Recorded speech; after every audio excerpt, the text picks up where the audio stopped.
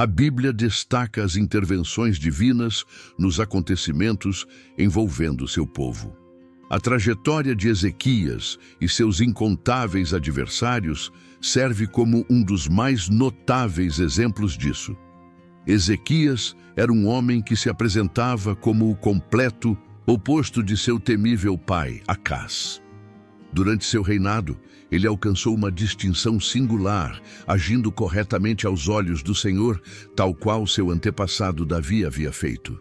No terceiro ano do reinado de Oséias, filho de Elá, rei de Israel, Ezequias, filho de Acás, rei de Judá, ascendeu ao trono. Tinha 25 anos ao iniciar seu governo e reinou por 29 anos em Jerusalém. Sua mãe chamava-se Abi, filha de Zacarias. Ezequias praticou o que o Senhor aprovava, conforme havia procedido Davi, seu precursor. Segundo Reis 18:1-3. Ezequias foi um dos poucos que erradicou os altares idólatras, os chamados lugares altos, e destruiu os postes de adoração a Azerá. Além disso, ele desmantelou a serpente de bronze criada por Moisés séculos antes, conhecida como Nestã, que significa coisa de bronze. Em Números 28:9, o Senhor instruiu a Moisés: faça uma serpente venenosa e coloque-a num poste. Quem for mordido e olhar para ela, viverá. Moisés, então, fez uma serpente de bronze e a pôs num poste. Quando alguém era picado por uma cobra e olhava para a serpente de bronze, permanecia vivo. É lamentável que este objeto, que Deus usara para libertar seu povo, tenha se transformado em um objeto de culto. Por essas e outras razões, Ezequias foi distinguido como um rei à parte dos demais em Judá, devido à sua lealdade aos preceitos de Deus. Segundo Reis 18:4-5. Ele removeu os locais elevados de adoração pagã, demoliu as imagens e as colunas sagradas de pedra e cortou os postes da deusa Azerá. Também despedaçou a serpente de bronze feita por Moisés, pois até aquela época os israelitas queimavam incenso para ela e a chamavam de Nestã, uma escultura de bronze. Ezequias depositou sua confiança e fé no Senhor, o Deus de Israel, de tal maneira que depois dele não houve igual entre todos os reis de Judá, nem entre os que o precederam. Após ler sobre a infidelidade e as condutas deploráveis de muitos reis de Israel e Judá, o rei Ezequias surge como um sopro de renovação. Ele prosperou em todas as suas empreitadas, pois o Senhor estava com ele. Segundo Reis 18:6-16. O Senhor estava com Ezequias, e ele prosperava onde quer que fosse. Ele se rebelou contra o rei da Assíria e recusou-se a servi-lo. Derrotou os filisteus até Gaza, incluindo seu território, desde as torres de vigia isoladas até as cidades fortificadas e populosas. No 4º ano do reinado de Ezequias e no 7º ano de Oséias, filho de Elá, rei de Israel, Salmã-Daza, rei da Assíria, avançou contra Samaria e a cercou. Ao final de 3 anos, a conquistaram. No 6º ano do reinado de Ezequias e no 9º ano do reinado de Oséias, rei de Israel, Samaria foi capturada. Então o rei da Assíria levou Israel para o exílio na Assíria e os estabeleceu em Alá, no Habor, rio de Gozã, e nas cidades dos Medos, porque não deram ouvidos à voz do Senhor seu Deus, mas romperam sua aliança, tudo o que Moisés, o servo do Senhor, havia ordenado, e não o cumpriram. No 14º ano do reinado de Ezequias, Senaqueribe, rei da Assíria, atacou todas as cidades fortificadas de Judá, exceto Jerusalém, e as subjugou.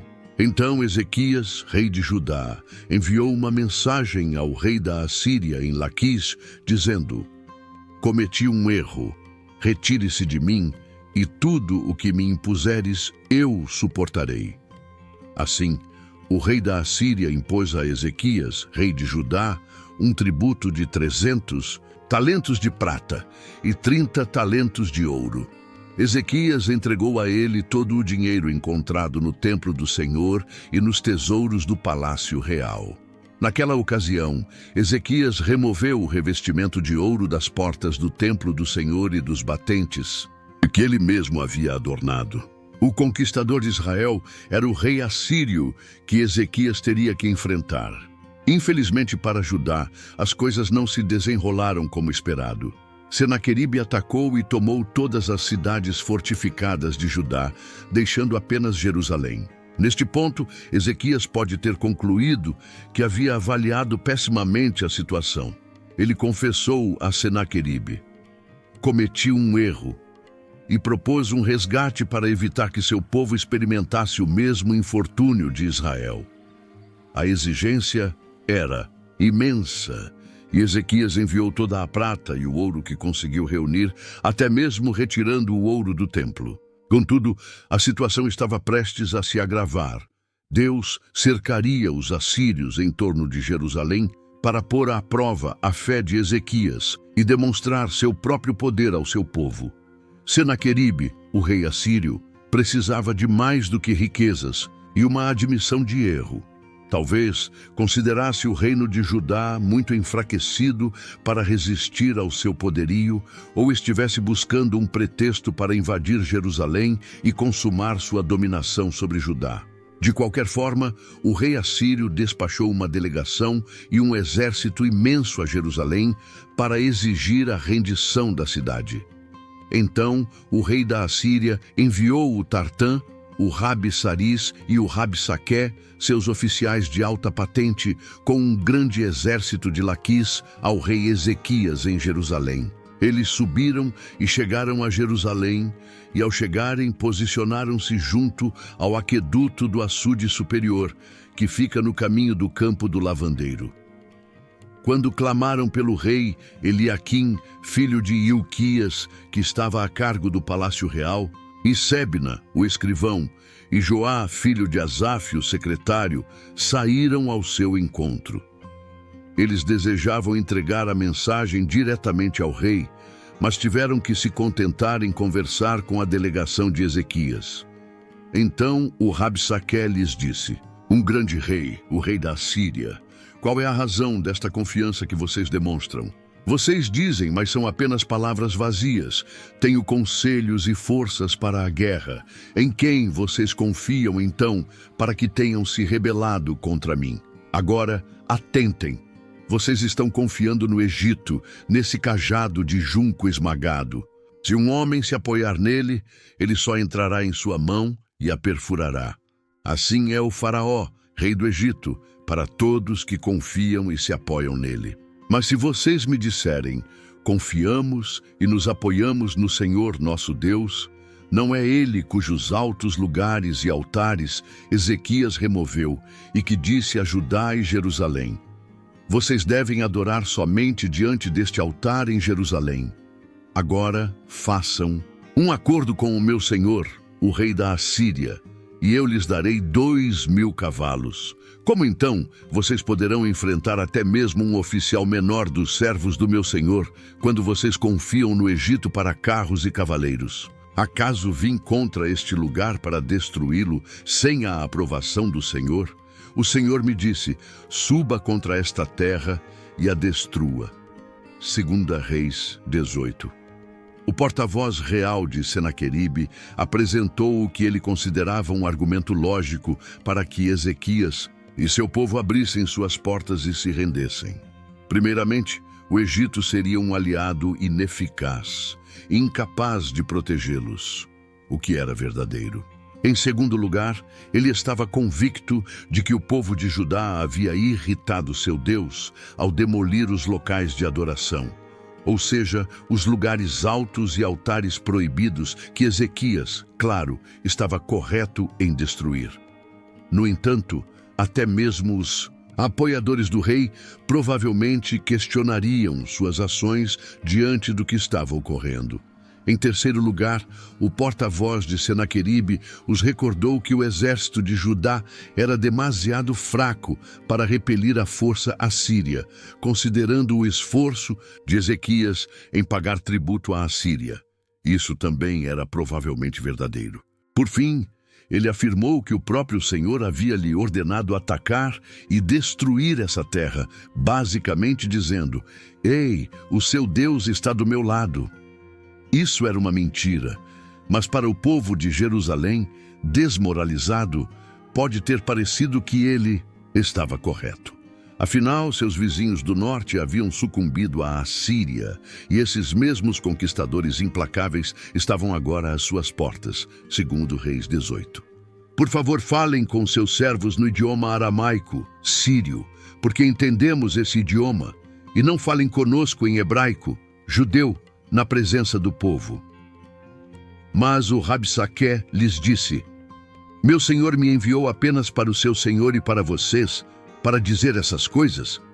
Não me enviou também para os homens que estão no alto dos muros, destinados a comer suas próprias fezes e beber sua própria urina, junto com vocês durante o cerco?" Então o Rabsaqué se levantou e clamou com voz alta em hebraico: "Judeu, ouçam a palavra do grande rei, o rei da Assíria. Assim diz o rei: não deixem que Ezequias os iluda, pois ele não será capaz de livrá-los das minhas mãos.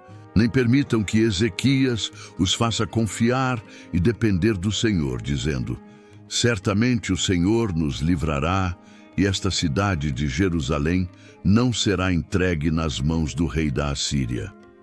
O pedido dos 3 homens para que as negociações fossem conduzidas em aramaico e não em hebraico visava proteger os ouvintes no alto dos muros das ameaças.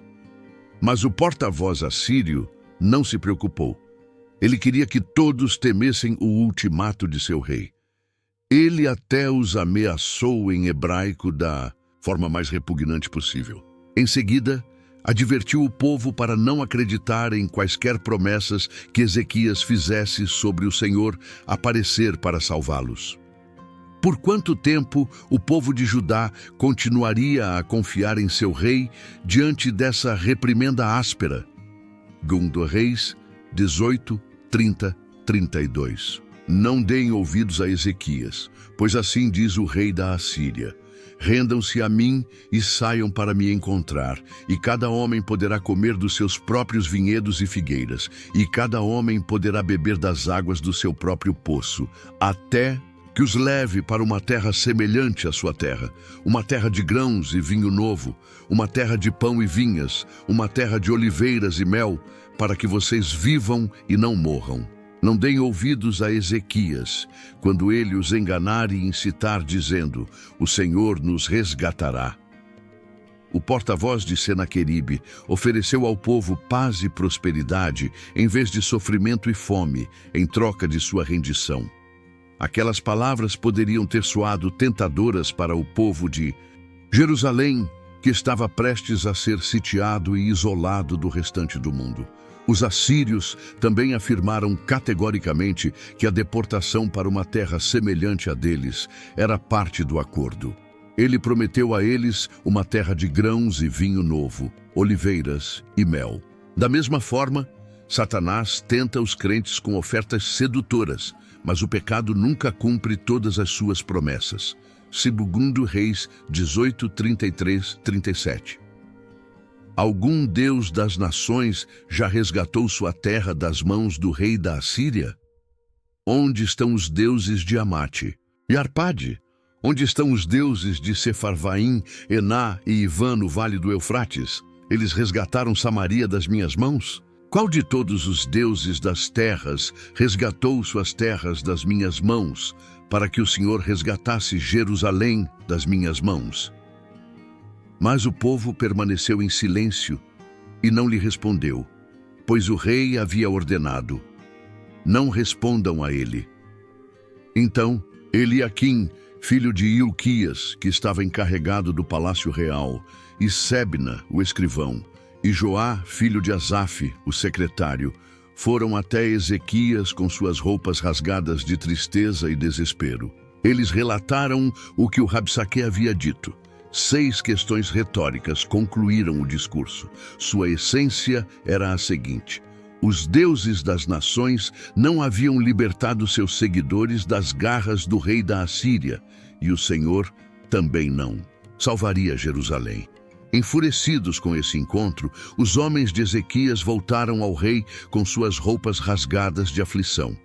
Segundo Reis 19:1-4. Quando o rei Ezequias ouviu isso, rasgou suas vestes, cobriu-se de pano de saco e foi para a casa do Senhor. Então enviou Eliaquim, que estava encarregado de sua casa, Sebna, o escrivão, e os anciãos dos sacerdotes, todos cobertos de pano de saco, até o profeta Isaías, filho de Amós. Eles disseram a ele: assim diz Ezequias, este é um dia de angústia e ansiedade, de punição e humilhação, pois chegou a hora de as crianças nascerem, mas não há força para salvá-las. Talvez o Senhor, o seu Deus, ouça todas as palavras do Rabsaqué, a quem o rei da Assíria enviou para zombar e desafiar o Deus vivo, e repreenda as palavras que o Senhor, o seu Deus, ouviu. Portanto, faça uma oração pelo remanescente do seu povo que está em Judá. Quando o rei Ezequias ouviu o relato, fez o mesmo que seus homens. Rasgou suas vestes em luto. Ele deve ter se perguntado como uma reviravolta tão terrível dos eventos havia ocorrido. Afinal, ele havia sido obediente a Deus, havia renovado a adoração em Judá, havia seguido as instruções do Senhor. Ele havia prosperado anteriormente por causa da providência de Deus, mas Deus estava silenciosamente ausente naquele momento. A história serve como um lembrete crucial de que a fidelidade a Deus não nos protege da adversidade. No entanto, ela nos prepara para enfrentar essas provações. Você estará mais apto a lidar com os problemas e sofrimentos se viver sua vida com uma perspectiva divina, confiando nele nos momentos difíceis tanto quanto nos bons. Você também terá a oportunidade de testemunhar Deus em ação. O rei Ezequias foi ao templo do Senhor para adorar, apesar de sua angústia. Além disso, ele fez algo que muitos de seus predecessores não fizeram. Enviou uma delegação vestida com pano de saco para buscar uma palavra do Senhor por meio do profeta Isaías. Eles expuseram a situação crítica de Judá a Deus através de seu profeta, informando que o líder assírio havia vindo para zombar do Deus vivo. Segundo Reis 19:5-7. Então os servos do rei Ezequias vieram a Isaías. Isaías lhes disse: digam isto ao vosso Senhor. Assim diz o Senhor: não tenham medo por causa das palavras que ouviram, com as quais os servos do rei da Assíria me insultaram. Eis que eu colocarei um espírito nele, para que ele ouça um rumor e retorne à sua própria terra, e farei com que ele caia pela espada em sua própria terra. Deus já sabia de tudo isso. Como resultado, ele entregou aos servos uma mensagem para Ezequias que iniciava com o comando de não ter medo. Esse comando surge frequentemente na Bíblia, sendo a forma de Deus acalmar seu povo, instilar confiança neles e assegurar-lhes: eu tenho tudo sob controle. Vocês podem confiar em mim. O Senhor não apenas ouviu as palavras blasfemas do lacaio do rei assírio, mas também planejou responder a elas. Em vez de derrotar Jerusalém, o rei Senaqueribe retornaria à sua própria terra e morreria pela espada. Segundo Reis 18:8-13. Então o Rabsaqué regressou e encontrou o rei da Assíria combatendo Libna, uma cidade fortificada de Judá, pois ouviu que o rei havia partido de Laquis. Quando o rei soube de Tiraca, rei da Etiópia, eis que ele saiu para fazer guerra contra ti, enviou mensageiros novamente a Ezequias, dizendo: digam isto a Ezequias, rei de Judá. Não deixe o seu Deus, em quem você confia, enganá-lo, dizendo: Jerusalém não será entregue nas mãos do rei da Assíria. Ouçam, vocês ouviram o que os reis da Assíria fizeram a todas as terras, destruindo-as por completo. Será que vocês serão poupados?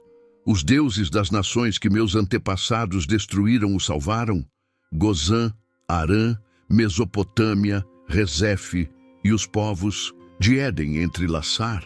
Onde estão os deuses de Sefarvaim, Ená e Ivã, da Síria do norte, o rei da cidade de Sefarvaim, em Amate?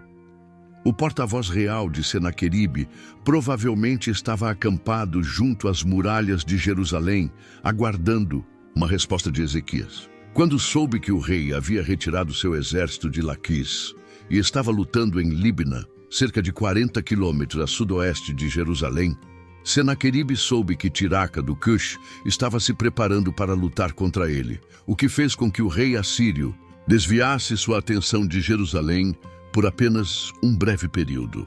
Senaqueribe fez questão de deixar claro que retornaria, reiterando as ameaças proferidas anteriormente por seu subordinado, segundo a Reis 19, 14 e 19.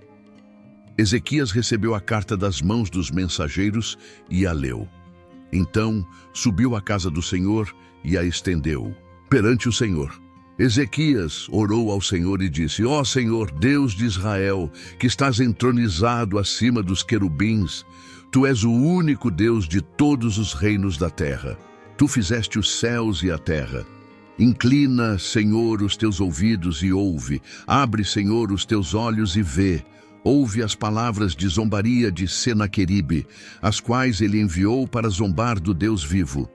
É verdade, Senhor, que os reis da Assíria devastaram as nações e suas terras e lançaram no fogo os seus deuses, porque não eram deuses, mas apenas obras feitas por mãos humanas, de madeira e de pedra. Por isso os destruíram. Agora, Senhor nosso Deus, livra-nos das mãos dele, para que todos os reinos da terra saibam que só Tu, Senhor, és Deus. Quando Ezequias leu a carta de Senaqueribe, não rasgou suas vestes em agonia. Ele a levou ao templo e a colocou diante de Deus em oração. Ezequias começou: Senhor Deus de Israel, entronizado entre os querubins, reconhecendo sua submissão ao Rei Divino. Em seguida, ele lembrou a Deus de um relacionamento especial com Israel, contrastando-o com os relacionamentos ostensivos entre os povos conquistados e os falsos deuses das nações que a Assíria derrotou. Ele estava ciente de que nenhum dos deuses das nações havia livrado seu povo, porque foram criados por mãos humanas e eram impotentes. Mas o Senhor não é assim. Ele não é uma criação do homem. Ele é o Criador do homem. Ele criou tanto os céus quanto a terra. A carta de Senaqueribe foi vista por Ezequias como um ataque ao caráter de Deus, e ele implorou a Deus para se justificar e justificar seu povo. Ezequias estava lembrando a Deus que atender ao seu pedido traria grande glória a ele. Essa oração serve de modelo para os crentes que estão em aflição, segundo Reis 19, 20 e 28. Então Isaías, filho de Amós, enviou uma mensagem a Ezequias dizendo: Assim diz o Senhor Deus de Israel: Eu ouvi a tua oração a respeito de Senaqueribe, rei da Assíria. Esta é a palavra que o Senhor falou contra ele. A virgem, filha de Sião, te despreza e zomba de ti. A filha de Jerusalém meneia a cabeça atrás de ti. Contra quem zombaste e blasfemaste, contra quem levantaste a voz e orgulhosamente ergueste os teus olhos, contra o Santo de Israel. Por meio dos teus mensageiros, zombaste e desafiaste o Senhor e disseste com arrogância: Com os meus muitos carros subirei ao topo das montanhas, às partes mais remotas do Líbano. Cortarei seus altos cedros e seus melhores ciprestes. Eu entrarei em suas mais distantes moradas, em sua floresta mais densa. Cavarei poços em terras estrangeiras e com a sola dos meus pés secarei todos os rios do Baixo Egito. Não ouviste o Deus de Israel? Há muito tempo eu planejei isso, desde os tempos antigos, e o executei.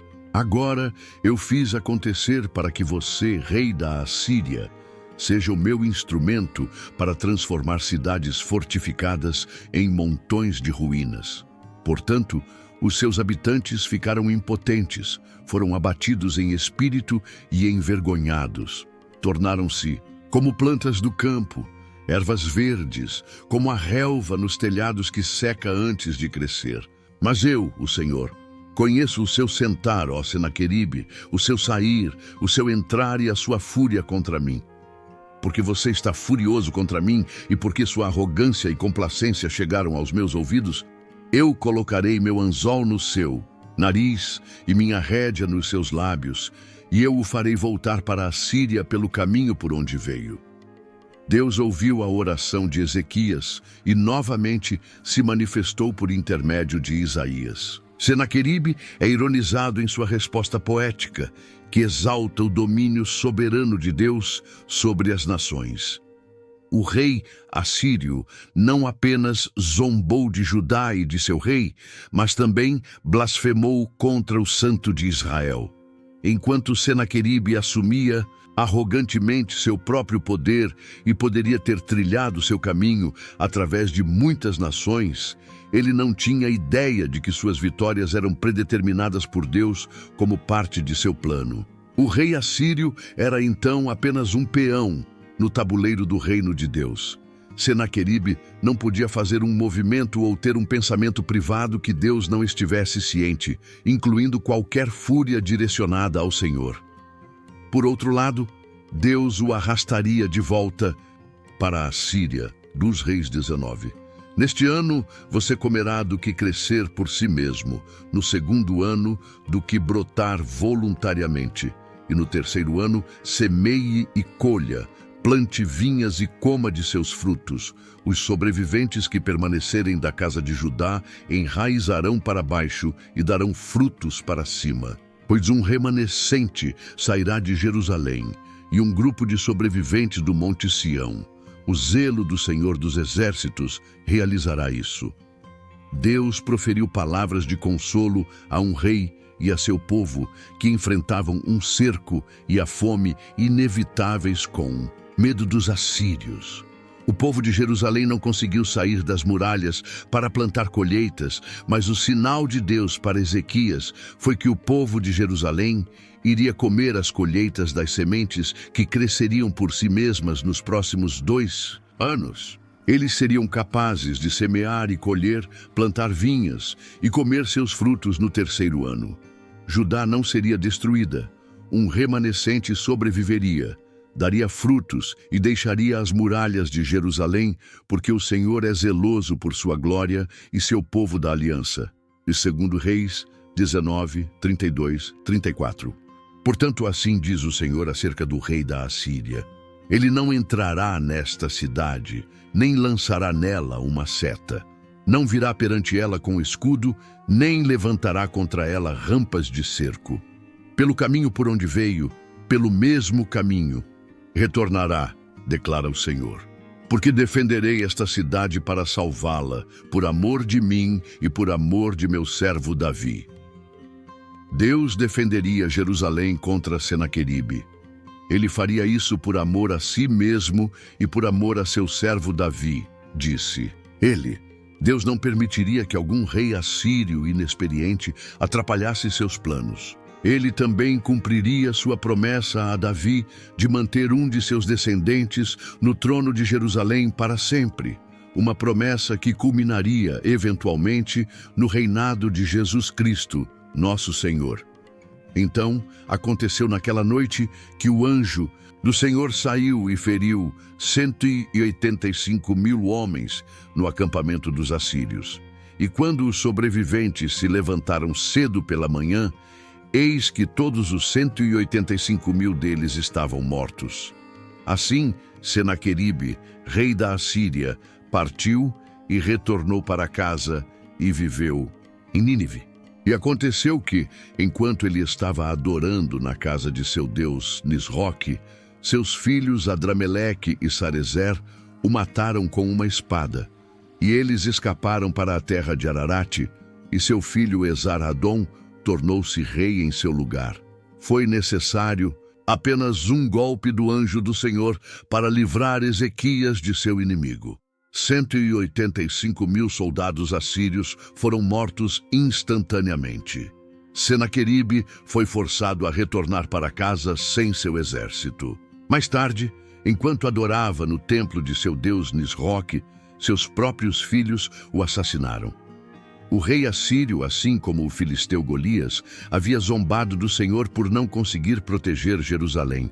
Mas no final, o Deus de Senaqueribe foi incapaz de proteger seu devoto seguidor, até mesmo em seu próprio templo. Descubra a poderosa narrativa bíblica de Ezequias e a visão intrigante do Vale dos Ossos Secos.